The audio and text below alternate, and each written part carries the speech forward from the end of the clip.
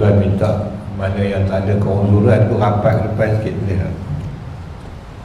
Tak, yang mana jauh-jauh ke depan dia.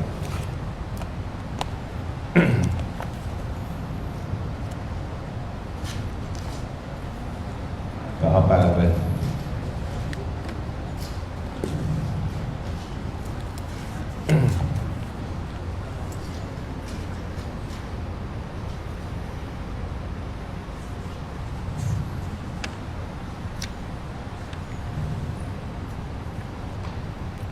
أعوذ بالله من الشيطان الرجيم بسم الله الرحمن الرحيم الحمد لله رب العالمين والصلاة والسلام على أشرف الأنبياء والمرسلين وعلى آله وصحبه أجمعين سبحانك لا علم لنا إلا ما علمتنا إنك أنت العليم الحكيم رب اشرح لي صدري ويسر لي أمري واحلل عقدة من لساني يفقهوا قولي. Sambungan pelajaran itu kosong 13 kita jauhi.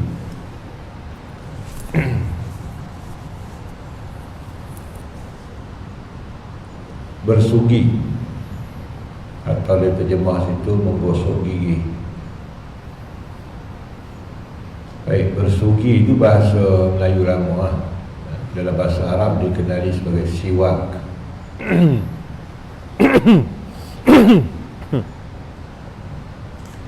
Bersugi itu maknanya menyuci atau membersihkan mulut dan gigi dengan menggunakan alat. Apa-apa jenis alat yang digunakan namanya bersugi. Tak semestinya dengan kayu sugi je lah. Seperti berus gigi gitu dia. Masuk jugalah kita guna Colgate, guna berus gigi tu dapat pahala bersugi. Dia bukan semestinya guna kayu sugi je.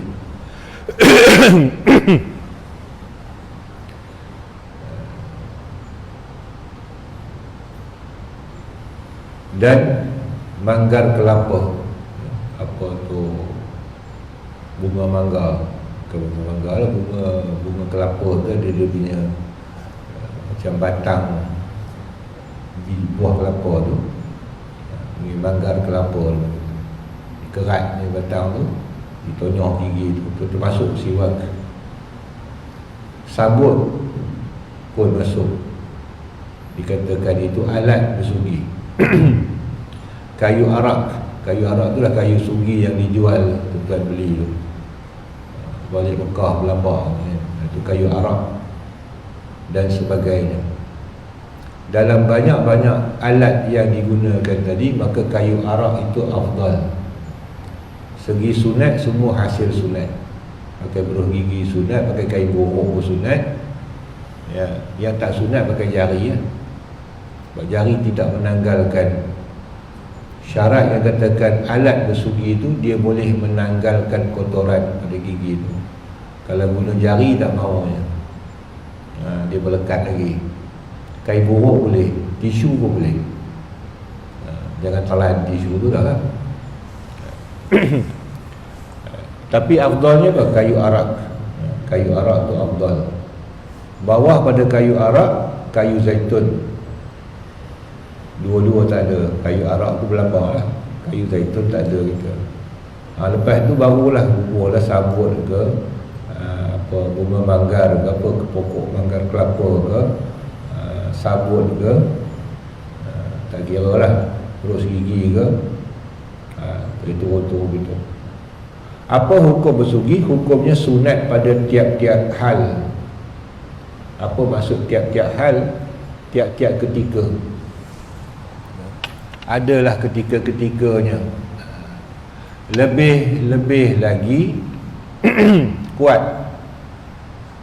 Apa yang kuat? Di buku terjemah itu, dalam kurungan itu muakkad sunatnya. Lebih-lebih lagi hukumnya kuat sunatnya. Maksud kuat sunat tu muakkad, sunat muakkad. Sunat muakkad ni iaitu sunat yang ditekankan. Akkada yuakkidu, muakkadun, yang dikuatkan, dipertekankan supaya buat sungguh-sungguh, bukan ditinggalkan. Maka segala sunat muakkad disebut di dalam kitab Bughiyah dan lainnya, bila ditinggalkan hukumnya makruh, dia jatuh hukum makruh. Kalau yang sunat tidak muakkad, kalau ditinggalkan hanya tak dapat sunat, dia tak sampai hukum karahah. Dia ada beza tu. Kita nampak sama je, segi kita bahas istilahnya sama. Sunat buat dapat pahala, tak buat tak berdosa. Lawan dia makruh lah. Buat tak dapat dosa, tak berdosa, tinggalkan berpahala. Itu lawan dia. Jadi kalau kita kata sunat buat, tak buat jatuh makruh, betul kan? Tak, dia ada beza sikit makruh itu. Kalau sunat muakkad dia jatuh makruh. Sebab makruh ni karahah dengan makna sana, walaupun dia tidak tidak berdosa, tapi dia masuk pada tanzih, benda yang dicela syarak tapi tak haram, dibenci dalam syarak, dibenci dalam syarak. Berbeza dengan benda yang kita sunat kita tak buat, itu tak dibenci syarak tapi tak dapat pahala je, tapi martabat dia sama je dua-dua tu. Okey, sunat muakkad, manakala tak buat makruh. Bila tu? Tak kala hendak membaca Quran, sunat bersugi. Sunat bersugi. Tak kala hendak sembahyang, itu masyhur hadisnya. Hadis ini sangat masyhur. Laula asyqa ala ummati la amartuhum bis-siwaki 'inda kulli salatin. Kalau tidaklah menjadi kepayahan pada umatku, maka aku akan suruh dia bersugi pada setiap kali sembahyang.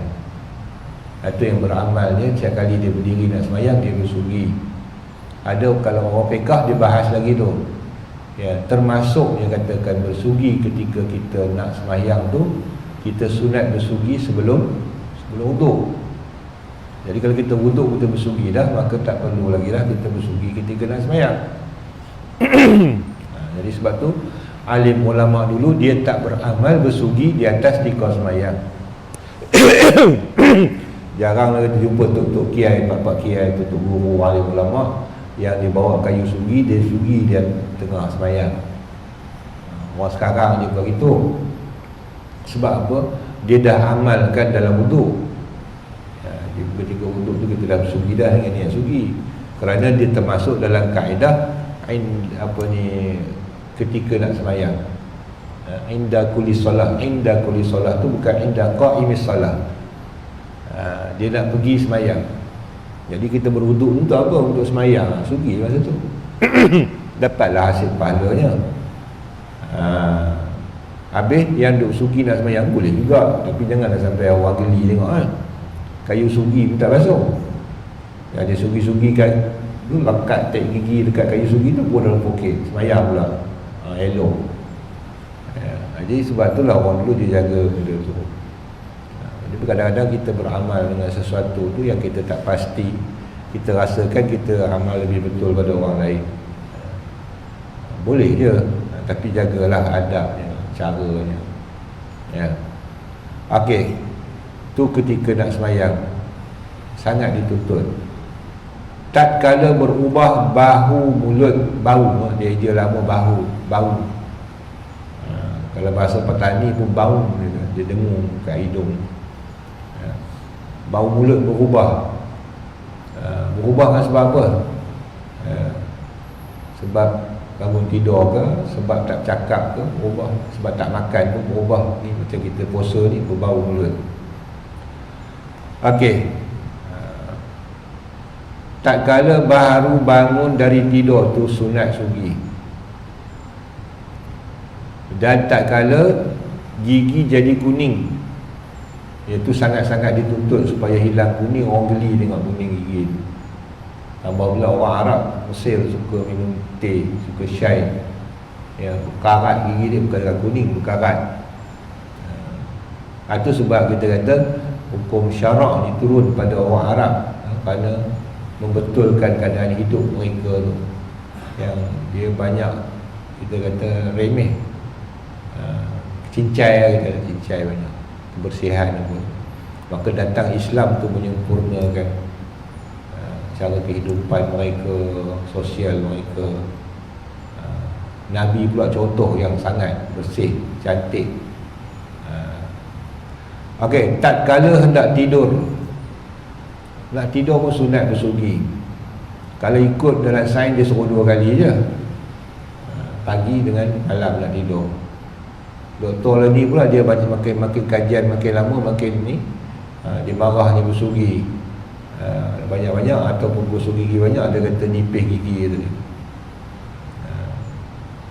Dulu masa kita sekolah rendah tu, dia ajar cara bersugi tu, nanti dia sebut di sini.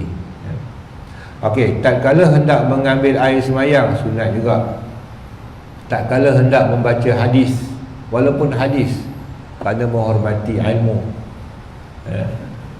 Tak kala hendak berzikir, sunat. Berzikir sunat kita sugi. Sebab apa kena berzikir, kena sunat sugi? Sebab berzikir tu sebut nama Allah, ya. Kita bermuamalah dengan Tuhan, kita bermunajat dengan Tuhan. Bercakap dengan orang tu kita jaga bau mulut kita, tambah cakap dengan Tuhan. Habis tu Tuhan berbau ke? Tuhan tahu. Dia tak cium macam kita, dia tak ada hidung, tapi Tuhan tahu bau. Ya, itu kata tak kala hendak masuk Kaabah. Siapa yang nak masuk Kaabah pun sunat bersugi, ya.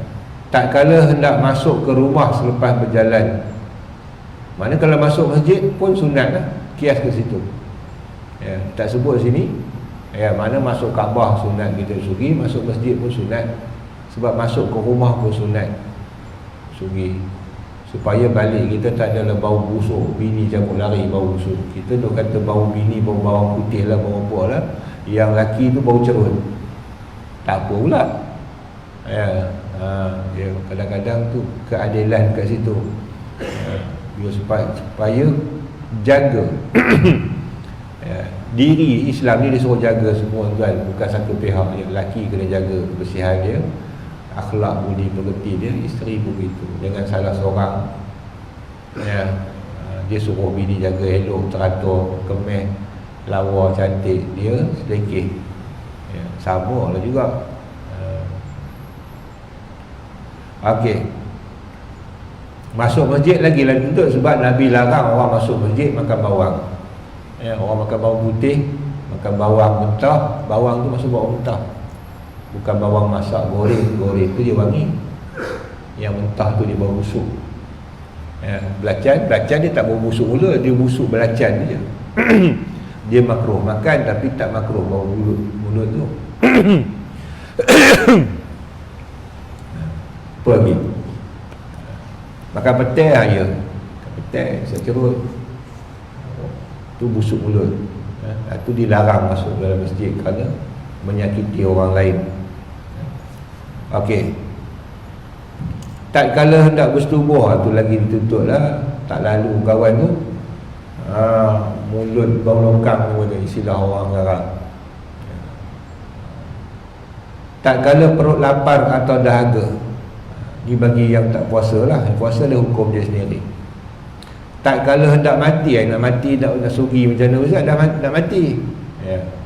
Orang lain dah sugi kan, tengok dia dah nazak, ya, dia dah warah-warah, ya.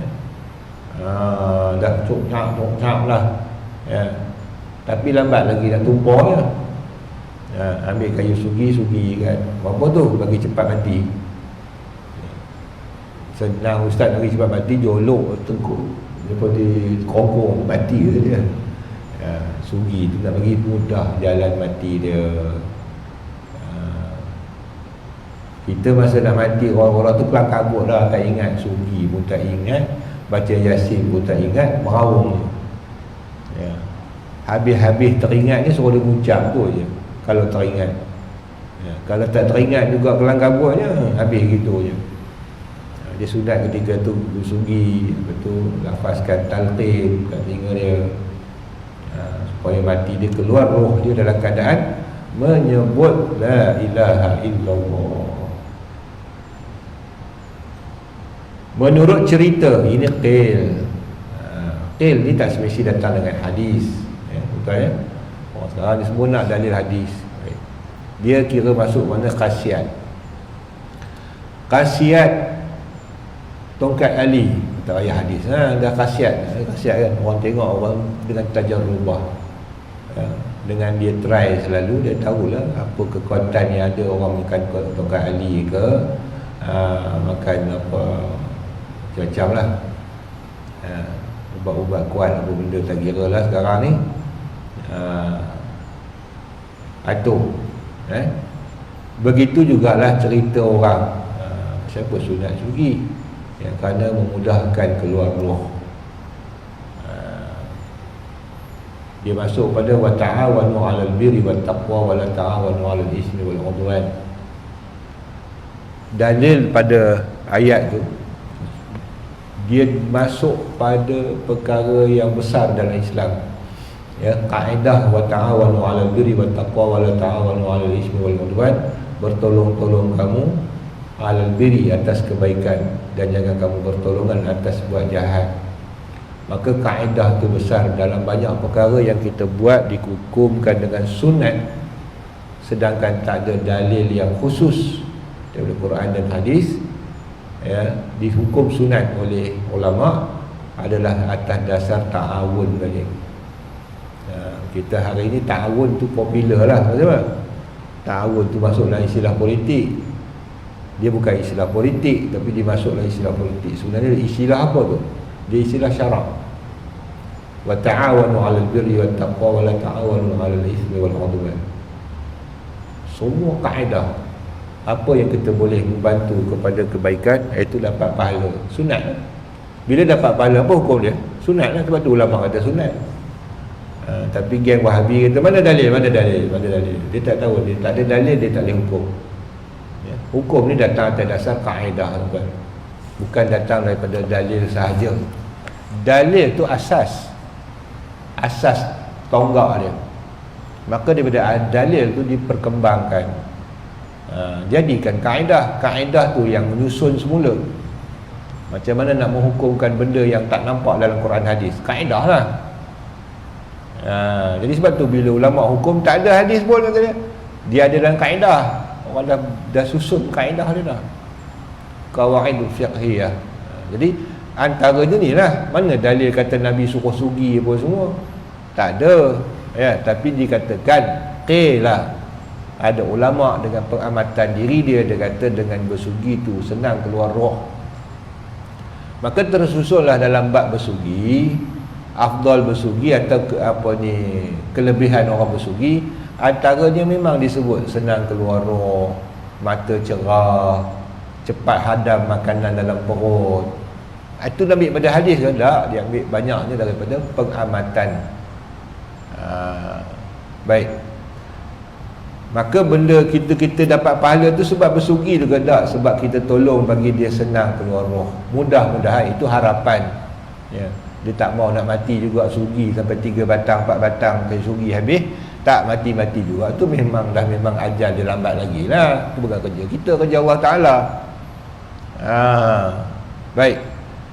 Tatkala hendak musafir sunat gigi sugi, ya, apa kita kata tu hukum syarak ni, ya, benda yang kita tak terfikir. Kadang-kadang tu tak sampai pada pemikiran kita, tahap pemikiran. Nak musafir sunat bersugi.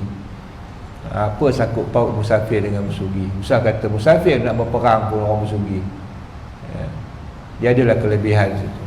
Tak kala balik daripada musafir tu confirm je lah, takkan bau hapak, bau busuk mulut nak balik jumpa anak bini, dan lain-lain hal, banyak lagi lah keadaannya yang sunat kita bersugi. Kecuali hukum tadi berlawan dengan hukum sunat tadi. Tidak sunat bersugi, itu kata kecuali. Bahkan tidak sunat di sini makruh. Ya, hukumnya makruh. Lepas gelincir matahari sehingga masuk matahari bagi orang yang berpuasa, berarti situ. Ya. Dalam kitab ini kaul yang masyhur, tuan-tuan. Ya. Dalam kitab fiqh ni kebanyakan diambil, dia petik, terutama kitab-kitab kecil yang macam ni, didahulukan kaul yang masyhur. Ya. Kaul yang masyhur. Jadi berlaku kaul masyhur ni ada khilafnya. Ya. Bukan muktamad. Bukan semestinya kaulnya kaul yang dijema' misalnya. Jadi kaul yang terpilih dalam banyak-banyak kaul. Jika ada yang tak setuju, tak ada masalah lah. Okey, jadi kaul yang masyhur mengatakan bahawa tak sunat bagi orang berpuasa bersugi setelah gelincir matahari. Malahan kata dia makruh ia bersugi, bukan takat tak sunat, bahkan hukum dia makruh pada masa itu, sama ada puasa fardu atau puasa sunat. Jadi orang dulu dia baca satu kitab, dia tak nak bahas. Ya, tak perlu bahas sebab kita kata nak ikut kaul yang masyhur.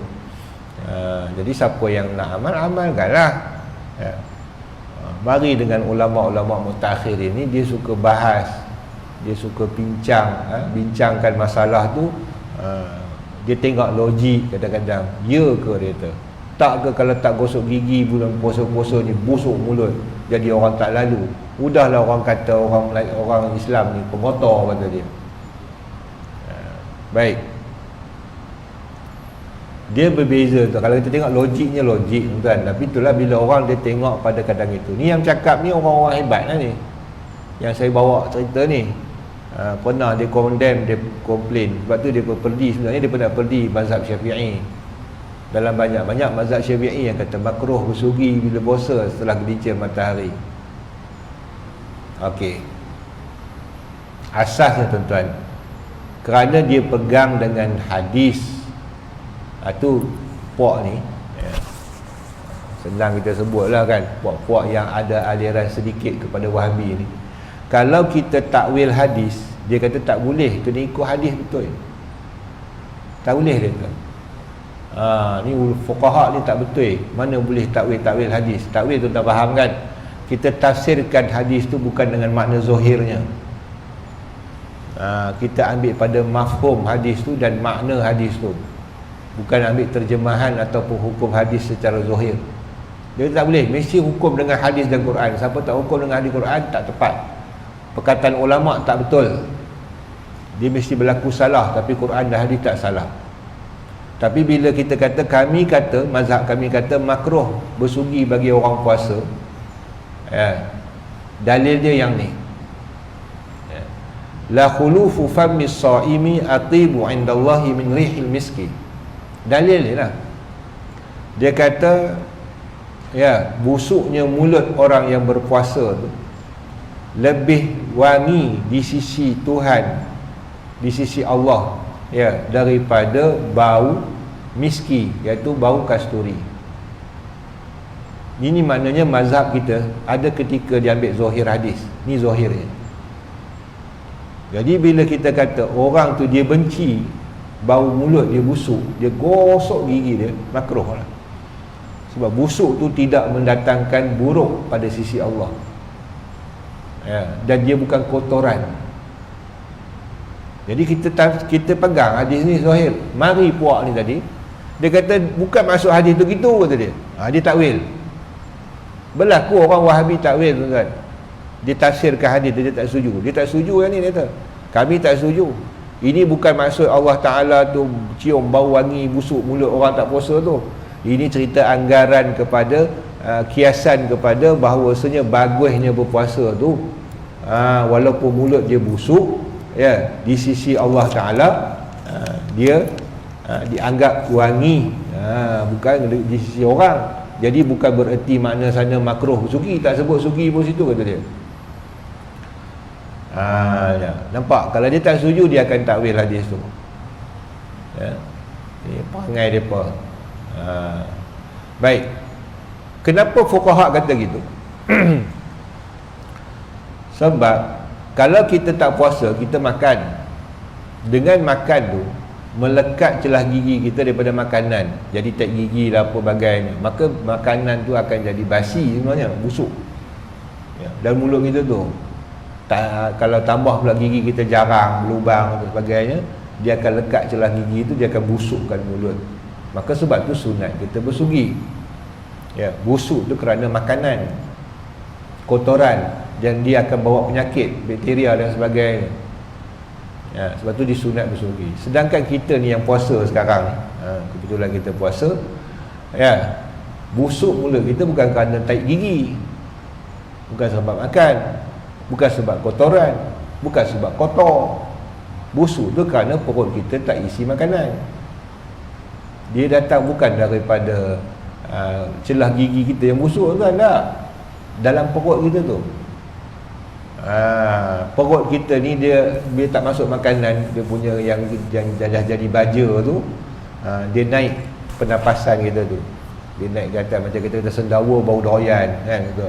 Jadi perut kita ni dah nak jadi taik dalam perut tu, dia naik bau dalam perut tu lah yang busuk mulut tu. Kalau kita makan, dia tampal lubang tu. Jadi dia bila lalu, kalau kita makan benda wangi-wangi kan, dia jadi berubah lah bau mulut kita tu. Kurang lah sikit bau dia kalau kita makan. Tapi kalau kita tak makan, dia keluar lah bau mulut tu. Jadi di sana orang tak anggap mulut yang busuk dengan sebab puasa tu dikatakan pengotor. Ulama tak pandang itu sebagai pengotor ya, tetapi bau tu mungkin orang tak selesa lah ya.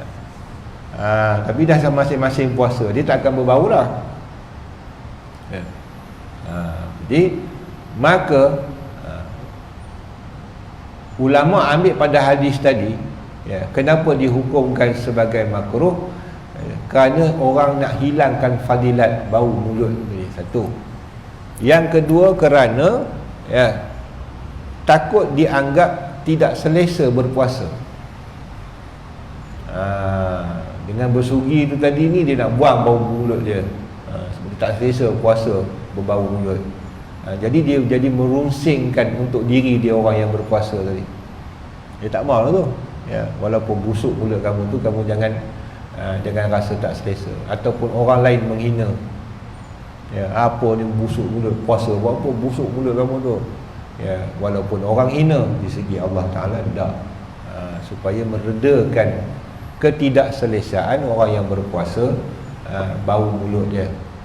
Itulah. Okey, khilaf ulama, ada kata tak macam tu. Ramai juga ulama-ulama mazhab Syafi'i kata tak. Ya, ada di situ di bawah situ ada sebut pendapat Imam Nawawi. Okey, artinya kita baca terus muka surat 14. Artinya, arti kata hadis tadi ya, bahawa bau mulut orang yang berpuasa lebih wangi di sisi Allah daripada bau minyak wangi kasturi lah ya, yang bernama miski. Di dalam hadis yang lain ada yang membayangkan bahawa bau mulut yang dimaksudkan itu ialah bau yang di sebelah petang ya. Mafhumnya kalau sudah bau itu wangi, eloklah dikekalkan dan jangan dihilangkan. Itulah pandangan fuqaha yang masyhur. Boleh tak kami tak mau setuju dengan pendapat ni? Boleh sahaja, tapi jangan mencela pendapat, sedangkan pendapat itu masyhur ya. Boleh je tak nak pakai. Okey, mana dalil lain? Tetapi Imam Nawawi berpendapat tidak makruh. Imam Nawawi sendiri bercanggah dengan mazahib atau mazhabnya sendiri ya, berlaku ulama ni mujtahid ya. Tidak makruh bersugi bagi orang yang berpuasa sama ada sebelah pagi atau sebelah petang ya, kerana dalam hadis itu memuji orang yang berpuasa saja, tak berkait dengan bersugi. Oh, kalau gitu Imam Nawawi ni Wahabi tak? Dia beza tuan. Kalau kita tahu ya, Imam Nawawi ke siapa, kita berlapang dada untuk terima pendapat. Siapa kata makruh, kita mengaku makruh, masyhur. Siapa kata yang tak makruh, Imam Nawawi kata tak makruh. Dah lah, dua pendapat. Kalau tuan-tuan nak gosok-gosok lah ikut pendapat Imam Nawawi, tak makruh. Siapa nak pegang pendapat masyhur, makruh, maka dia tak gosok, dapat pahala kat dia. Settle lah. Tapi beza dengan cara Wahabi, dia akan menekan satu pendapat yang dia tak selesa Contoh dia tak selesa kata makruh bersugi pada orang yang berpuasa.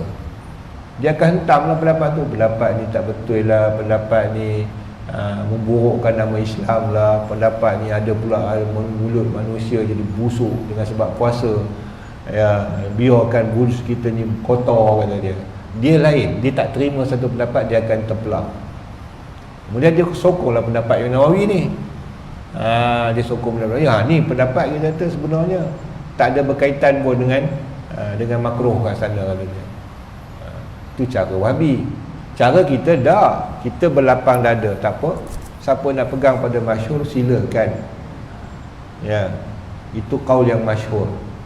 Siapa rasa tak selesa lah tuan-tuan nak pegang kaul yang masyhur tadi. Suasana pula macam sekarang kita kata, ya, kita sembahyang jemaah, duduk dekat-dekat, ya, kita tahulah mulut kita bau sekarang bukan takat longkang, ya, bau ayam acor apa semua. Orang kampung bagi ayam acor lagi. Tu bahasa kampung saya tu. Ayam limbah. Orang KL kata ayam limbah. Bau mulut, ya Allah, macam bangkai, kata dia kan. Kita pun tak selesa, kita nak sembahyang tepi orang, kita gosok gigi. Pegang pendapat Nawawi, tak ada masalah, kita boleh terima je pendapat. Okey, apa relevan yang dia katakan selepas Zuhur? Kata dia, jadi barang siapa hendak bersugi sebelah petang selepas Zuhur dalam masa berpuasa, kenalah ia berpegang pada pendapat Imam Nawawi itu. Jadi itulah beza dia. Kita yang berpegang pada mazhab Syafi'i berlapang dada menerima pendapat, bukan dengan golongan sebelah lagi tu. Dia akan hentam pendapat yang masyhur ni. Ya, kita tak hentam, kita kata kami nampak cenderung Nawawi.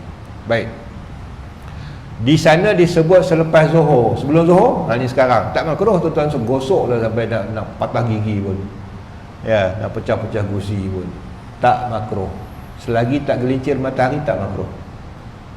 Ya, banyak kali gosok, banyak kali pun tak apa. Tapi dengan syarat jangan sampai pakai ubat gigi yang mana dia rasa manis-manis. Ubat gigi itu seronok pula dia. Gosok garang rasa manis, gosok garang rasa manis. Dia telan je habis manis-manis tu. Jadi karohah balik. Walaupun tak batal puasa. Ya, dia mengambil sedap kat situ. Rasa macam pahit-pahit mulut aku ni, dia pun gosok gigi. Hilanglah rasa puasa tu. Memang kita rasa puasa ni, kita rasa pahit-pahit mulut. Ya, lu terlayur-liur tak habis-habis. Ya, lalu terlatih tarik. Kena dengan apa ni, nasi lemak lah, macam ni terlayur-liur je dia ni. Jadi rasa pahit mulut ni pun gosok gigi. Lepas gosok gigi rasa manis. Sedap pula, kata dia. Ya, sekarang gosok pula nak bagi hilang pahit, lama-lama jatuh makruh.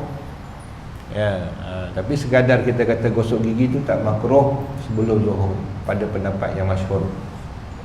Selepas Zuhur baru makruh. Kenapa gitu? Kerana dia masih suruh mengekalkan bau mulut yang sebab puasa ni, bukan bau mulut busuk tu. Bau mulut orang yang berpuasa tu supaya kekalkan tu, supaya dapat fadilat. Baunya itu di sisi Allah adalah seperti kasturi, sebab mengambil suka bagi Allah.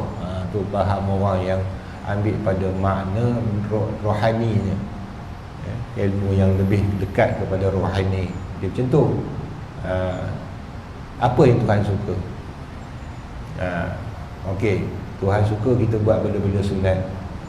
Ya, Tuhan suka kita akhlak yang baik. Ya, Tuhan suka kita duduk diam daripada banyak bercakap. Ya, ini tak habis-habis bercakap. Kita ni bercakap di rumah, cakap dalam masjid, cakap, ya, dalam jamban pun kalau boleh cakap pakai telefon. Ya. Baik, kurangkan bercakap. Itu jugalah, ya. Lebih baik Tuhan suka bandingkan kita bercakap banyak. Kalau itu ustaz diam, jangan bercakap. Saya pun diam nanti. Ya. Baik. Pasal apa lepas Zuhur makruh? Sebab dia lebih kuat bau dia. Bau kita dalam perut ni akan keluar lebih kuat apabila setelah Zuhur. Tengah hari tu dia keluar bau lagi kuat. Maka lagi kuat bau tu, lagi kita menyampah. Ya, tapi bagi Allah Ta'ala lagi wangi. Dia nak ambil pada yang disuka Tuhan tu, bukan disuka makhluk. Yang tadi hukum kata tak makruh tu kerana apa dia nak gosok juga, sebab dia ambil pada suka makhluk. Ya, memang siapa rela duduk sebelah orang busuk mulut walaupun sebab puasa, itu kerana mengambil suka pada makhluk. Jadi tengoklah keadaan. Kalau kita nak suka pada makhluk, ambil suka pada makhluk, maka kita gosok gigi, tak ada masalah. Tapi kalau kita nak suka pada Tuhan, duduk seorang-seorang, kita berpuasa, kita suluk, tak campur orang, biarlah busuk sampai ke petang lagi bagus. Sebab kita bukan makan. Busuk tu busuk yang Tuhan suka. Ya. Tuhan bukan cium macam kita cium bau busuk. Ya. Nak muntah tak lalu. Tuhan bukan jenis tu, bukan makhluk. Jadi sebab tu busuk mula kita tak ada hal pada Tuhan. Ya. Tapi pada sebab makan kemuntah darah, sedap bahasa tu. Ya, makan petai apa semua, siap cerut apa semua tadi, busuk juga yang mana Tuhan tak suka sebab makan. Bukan Tuhan tak lalu, orang ya tak lalu. Tuhan tak suka bau tu, malaikat pun tak suka. Asalnya malaikat tak suka, malaikat tak suka benda busuk. Tapi oleh kerana bau busuk mulut orang puasa ni, malaikat tak lari lah. Sebab apa? Tuhan suka. Dia takkan nak lawan Tuhan. Sebab tu tuan-tuan, kentut ni, ya, kita kentut dalam satu majlis tu, malaikat lari. Malaikat tak suka bau busuk. Tak tahulah dia cium macam mana, tak tahulah pula. Sebab bau busuk ni banyak berkaitan dengan syaitan yang suka.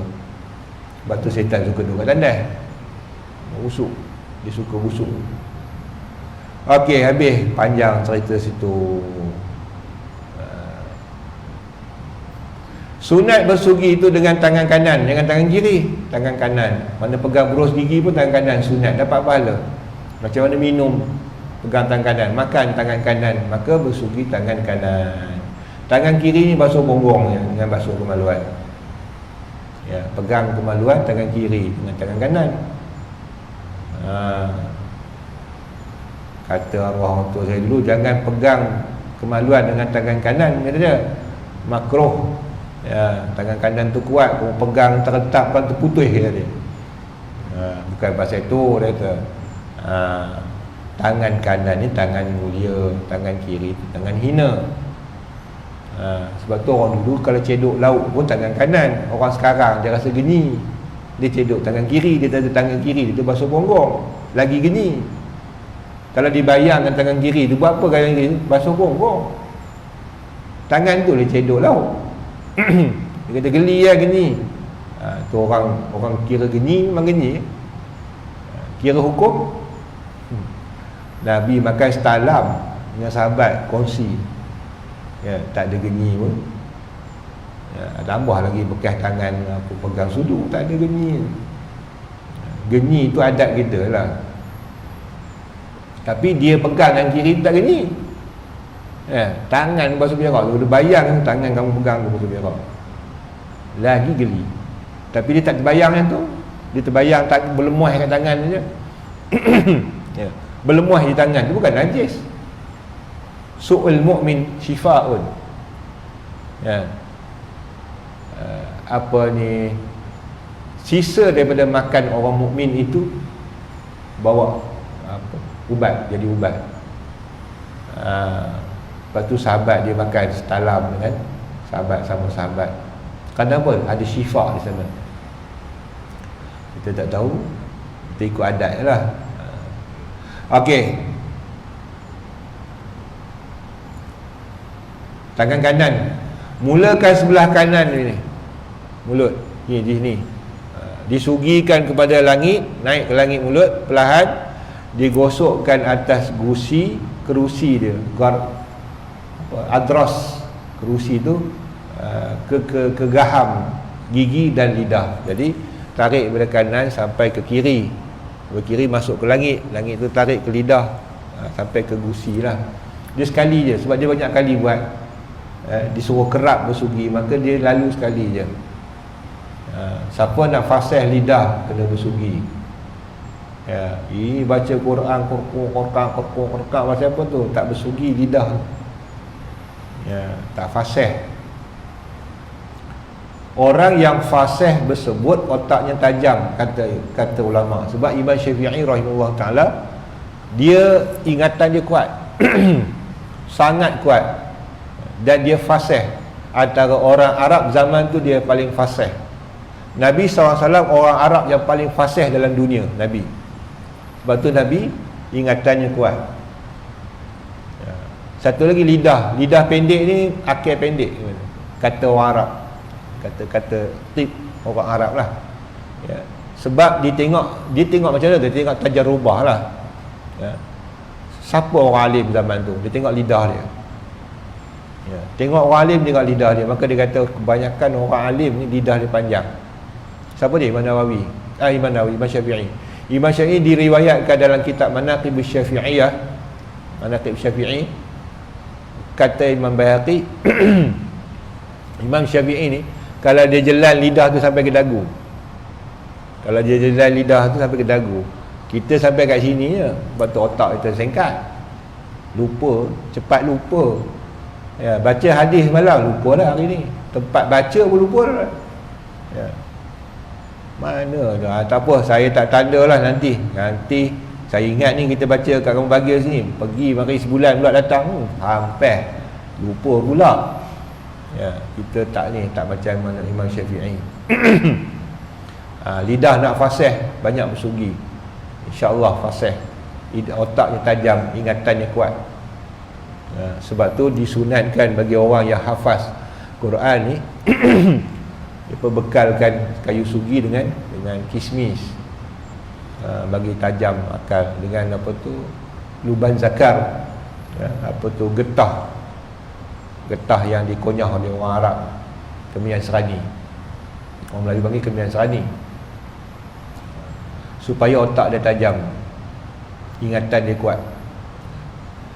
Okey, itu cara dia. Jadi kita dulu ni masuk sekolah rendah tu, cerita tadi tu. Masuk sekolah rendah, cikgu ajar bawa beru gigi je, kata dia. Saya ingat lagi sekolah rendah tu buat beru gigi sampai sekarang, bawa beru gigi budak-budak. Bawa beru gigi. Klinik gigi nak batang. Ingat tu tak jah 2 ke jah 2 dah tu, masa tu jah 1, tak ingat dah. Datanglah misi-misi di klinik gigi tu, ajar adik pegang macam ni, dia kata gosoknya atas bawah tu dia. Baru hilang kotor tu dia. Bila mengaji hadis, mengaji fiqh, dia kata tak, daripada sini ke sini. Dia bukan atas bawah. Kemudian ada teori baru, teori yang kini lah tahun 2000. Dia kata gosok gigi sebenarnya daripada kanan ke kiri, bukan daripada atas ke bawah. Pula kerana dia akan merosakkan gusi. Dia dapat kajian bahawa gusi kita rosak sebab kita duduk tenyah gitu. Kemudian dia akan menipihkan gigi. Saya pernah balik-balik pergi klinik gigi. Saya tak pernah lagi masuk klinik gigi daripada kecil. Pernah lah selalu dulu. Tak ada nasihat doktor gitu. Dah umur 40 lebih, 40, pergi klinik gigi. Dia pesan, cik, dia kata gigi ni yang jangan kosok kerap sangat, dia kata, nanti tajam. Dia nipih gigi. Setahu aku gosok gigi ni kena kerap. Dia tak bagi 5 kali sehari tak boleh. Dia kata 2 kali je. Pelik pula sains zaman akhir zaman ni. Dia punya khilaf dia. Dulu tak ada pula cikgu kita misi tu bagi tahu jangan kerap kali. Tengok sains tu dia berubah kat dia. Dia tengok kan, sebenarnya betul dah apa yang diajar oleh Nabi SAW. Cuma bila kita percaya sains tu lebih, kita ikutlah, terikutlah dah cikgu ajar itu. Dah masuk tahun 2000 kena ubah balik pula. Ni harum. Mana mahu dah. Fadilat, kelebihan bersugi. Bersugi itu banyak. Setengah daripadanya 2 rakaat sembahyang dengan bersugi lebih elok, afdal daripada 70 rakaat dengan tiada bersugi. Bersugi dulu baru sembahyang sunat dapat pahala lebih. Bersugi itu selain daripada menyucikan kotor-kotor di mulut dan di celah gigi, ia membawa kepada keredaan Allah. Sebab bau mulut kita tu suci daripada makan, minum, busuk. Itu dapat redha Tuhan. Bersugi dia dapat redha Tuhan, apatah lagi yang lain. Dan mencerdikkan akal. Yang saya kata tadilah, bersugi itu memfasihkan lidah dan cerdikkan akal, mencerahkan mata. Kitab lama punya je mata mialita mata, mialita mati. Kitab baru mialita ya mati. Melambatkan tumbuh uban rambut. Rasa-rasa tak nak tua, bersugi kerap sikit. Kot lah, itu bukan kemestian. Ini antara dia kata pengamatan. Mengurangkan bongkok. Bagi orang nak bongkok penyakit, apa kaitan bersugi dengan bongkok? Ini tak kena dengan sains ni, kata dia. Wallahu alam, orang dulu dia punya tip, orang dulu. Ini diambil daripada pengalaman alim ulama. Ya. Tak percaya pun tak apa, itu aja bukan hadis. Tapi kalau nak amal boleh lah, boleh je nak amal. Ya. Sebab dia kata siapa bersugi tak bongkok, try lah tengok, kok ya. Macam kita try ubat lah, kata khasiat tu. Ya, khasiat ubat tu, khasiat ubat ni. Oh, dia kata saya dah try dah ubat ni, okey kata dia. Tak payah pergi klinik lah kata dia. Ubat kencing manis pun tak ambil kata dia. Percaya ke mai? Tak ada pula orang kata syirik. Ya. Tak ada orang kata khurafat pula. Lalah kena kerat kaki juga. Makan herba. Pasal apa? Ya. Pasalnya gula masih ada lagi makan binatang dulu. Itu dia. Macam orang makan daun ketum kata turun gula. Bohong kan? Ya. Dia memang tak detect gula kita tu bila masuk daun ketum, ayam ketum. Ya. Banyak orang kata gitu.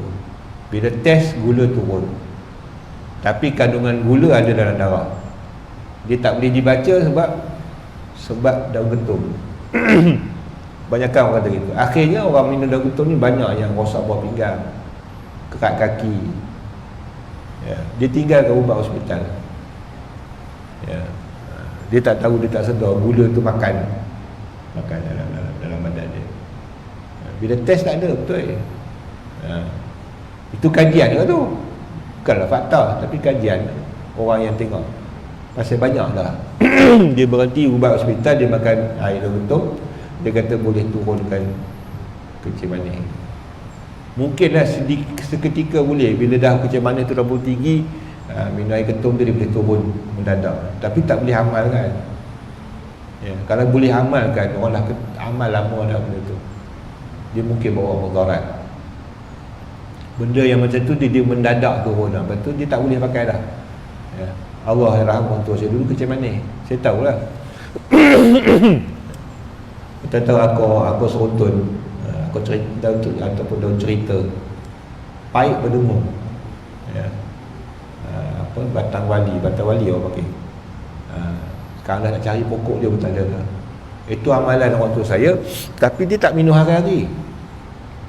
Dia memang makan ubat hospital. Saya pengalaman hidup saya dengan, bukan kita percaya 100% dengan ke hospital, tapi saya tengok orang tua saya, dia kencing manis pada umur 40 hari. Tapi sampai meninggal bukan sebab kencing manis, dia tak kena kerat kaki. Dia ambil ubat hospital. Ya, memang ubat tu saya yang pergi ambil. Kemudian dia dah tak boleh makan ubat, dia pergi insulin. Insulin saya yang hantar dia. Masa tu kena insulin, kena pergi hospital. Kalau dia bagi jarum pun buat kat sendiri kat rumah tak berani. Masa tu bukan ada automatic jarum tu, jarum injection biasa. Ya, dia tak berani buat di rumah. Pergi hospital, saya hantar. Ya, dan dia meninggal bukan sebab kencing manis. Ya, kencing manis dia terkawal. Tapi saya ingat bila dia tengok dia test kencing dia tinggi, ya, dia pun cari aku cerita. Dia redam, lagi dia minum. Sehari tu je untuk turunkan taraf gula tu. Esok dia makan ubat hospital ni. Itu cara dia. Kita dah tinggal ubat hospital, kita makan aku cerita lah, aku benda lah, contoh lah. Ya, akhirnya kerat kaki juga. Kita tak ikut aturan. Jadi memang boleh air ketum, dia turun je. Untuk dia turunkan taraf gula, kadang-kadang ubat hospital dia tak boleh turun mendadak. Memang dia lambat, sebenarnya lambat. Kita tak boleh makan hari ni, turun hari ni. Dia kena seminggu baru dia turun. Ini dah nak cepat. Okey. Itu panggil, kita kata pengamatan. Jadi hukum fiqah pun dia ambil tu, hukum adat. Apa faedah sugi? Dia kata tak bongkok dia. Ya ke? Try lah tengok. Tak mahu dah baca dah. Atau sakit pinggang, bukan mengurangkan, menghindar daripada sakit pinggang. Sebab dia ada enzim dalam kayu sugi. Apatah lagi kita pakai kayu arak tu, dia ada enzim dalam kayu tu. Dia banyak bawa pada kebaikan lah, herba dia tu. Menggandakan pahala tu pastilah, ya. Kalau sembahyang dengan sugi dapat pahala lebih, kalau kita baca Quran dapat pahala lebih, ya. Dan mengingatkan dua kalimah syahadah ketika nak mati. Itu kata sunat bersugi kan tu. Apa kaitan bersugi dengan dua kalimah syahadah? Sebab yang menolong kita kalimah syahadah ni Allah, ya. Bila kita bersugi itu Tuhan redha, kan dia sunat. Maka dengan sunat kita buat itu Allah Ta'ala redha, maka Allah permudahkan mati kita dengan mengucap mudah-mudahan. Itu harapannya. Ini bukan ketetapan tapi adalah harapan. Sekiranya seseorang itu tiada dapat, tak terdaya hendak bersugi di masa-masa yang tersebut itu, hendaklah ia bersugi sekurang-kurangnya sekali sehari semalam. Itu paling penyegan, pemalas, ya. Sugi jugalah, supaya dapat pahala sunat bersugi. Wallahu a'lam. Masuk bab istijab.